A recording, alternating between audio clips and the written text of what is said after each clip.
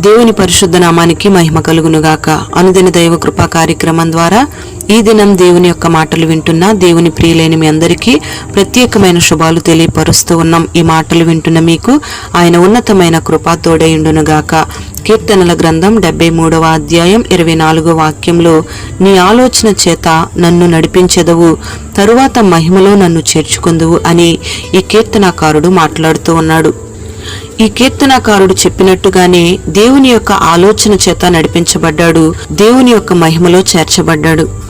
ప్రియ దేవుని బిడ్లారా, యేసయ్య మీద విశ్వాసం ఉంచిన నీ జీవితంలో నీ సొంత ఆలోచనలకు నువ్వు చోటిచ్చి నీ ఇష్టానుసారంగా నువ్వు నడుచుకోవడానికి ప్రయత్నం చేస్తే విశ్వాసంలోంచి తొలగిపోయి నశించిపోయే ప్రమాదం ఉంది. అరణ్యంలో ఇశ్రాయేలు ప్రజలు రాలిపోయినట్లుగా రాలిపోయే ప్రమాదం ఉందని ఈ దినాన నువ్వు గుర్తించాలి. మరి చాలా మంది క్రైస్తవులు వారి సొంత ఆలోచనల చేతే వారి కుటుంబాలను, వారి జీవితాలను నడిపించుకుంటూ ఉన్నారు. మరి ఆ దినాలలో చాలా మంది ఇశ్రాయేలు ప్రజలు దేవుని ఆలోచన కొరకు కనిపెట్టలేకపోయారు. అందుకే వాళ్ళు పాలు తేనెలు ప్రవహించే దేశంలో అడుగు పెట్టలేకపోయారు.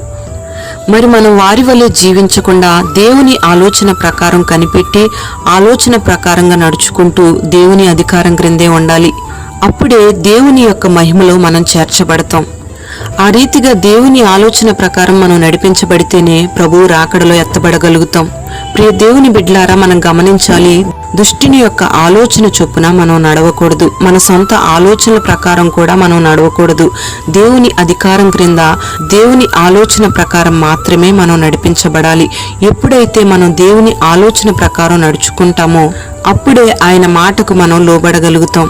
నువ్వు నిజంగా దేవుని మీద విశ్వాసం ఉంచినట్లయితే దేవుని మాటకు లోబడతావు.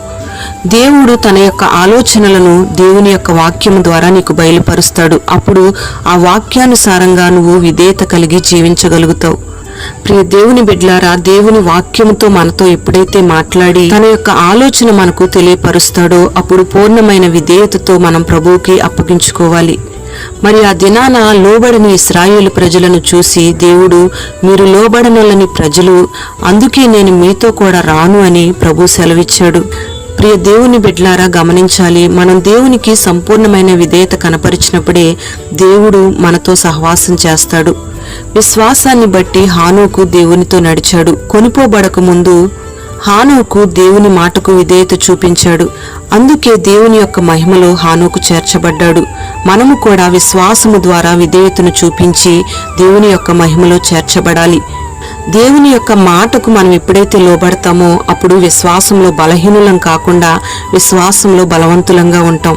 ఒకవేళ దేవుని మాటకు మనం లోబడకుండా దేవునికి విరోధమైన కార్యాలు చేస్తే మనం దేవుని సన్నిధిని కోల్పోతాం.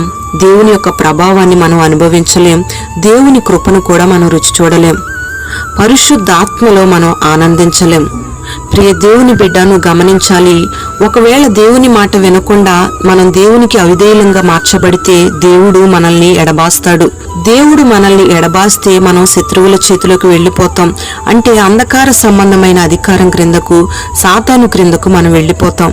పరిశుద్ధ గ్రంథంలో సంసోను కూడా దేవుడు ఎడబాసాడని తెలియక ఫిలిస్తీయులతో యుద్ధానికి వెళ్ళినప్పుడు వాళ్ళ చేతిలో పట్టబడ్డాడు. శత్రువుల చేతిలో పట్టబడడానికి కారణం ఏమిటంటే దేవుని ఆత్మ అతనిలో లేదు. దేవుడు అతనిని విడిచిపెట్టేశాడు. ప్రియ దేవుని బిడ్లారా, నువ్వెప్పుడైతే పరిశుద్ధాత్మలు ఆనందించగలుగుతావో, దేవుని కృపతో నింపబడతావో, శత్రువైన అపవాది మీద జయం పొందుకుంటావు. మరి దేవుని యొక్క పరిశుద్ధమైన ఆత్మ నీలోకి రావాలంటే, దేవుని యొక్క కృపను నువ్వు సమృద్ధిగా అనుభవించాలంటే దేవుని కొరకు నువ్వు సమర్పించుకోవాలి. దేవుని యొక్క ఆలోచన చేత నువ్వు నడిపించబడాలి. మరి పరిశుద్ధ గ్రంథంలో అనేక మంది భక్తులు, దేవా నీ ఆలోచన చేత నీవు నన్ను నడిపించు, నీ మహిమలో నన్ను నువ్వు చేర్చుకో అని ఒక తీర్మానం కలిగి ఉన్న రీతిగా ఈ దినాన నువ్వు కూడా దేవుని యొక్క ఆలోచనకు అప్పగించుకున్నట్లయితే సియోనులో నుండి యెహోవా నిన్ను ఆశీర్వదిస్తాడు. యుగయుగాలు ఆయనతో నిన్ను నిలబెట్టుకుంటాడు. ఆయన ఆలోచన చేతే నిన్ను నడిపించి తన మహిమలో చేర్చుకుంటాడు. అట్టి కృప ఈ దినాన దేవుడు నీకు అనుగ్రహించునుగాక.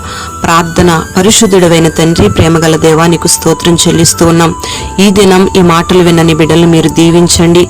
కీర్తనాకారుడు నీ ఆలోచన చేత నన్ను నడిపించమని, మహిమలో నన్ను చేర్చుకొనుమని ఏ రీతిగా నేను బతిమాలుకుంటూ ఒక తీర్మానం కలిగి ఉన్నాడు, ఆ రీతిగా ఈ దినాన నీ బిడ్డలందరూ కూడా అట్టి తీర్మానం కలిగి నీ యొక్క ఆలోచనకు అప్పగించుకుని నీ చిత్తానుసారమైన మార్గాల్లో నడిపించబడడానికి నీ మహిమలో యుగయుగాలు నిలిచి ఉండే భాగ్యాన్ని నీ బిడ్డలకు మీరు దయచేయండి.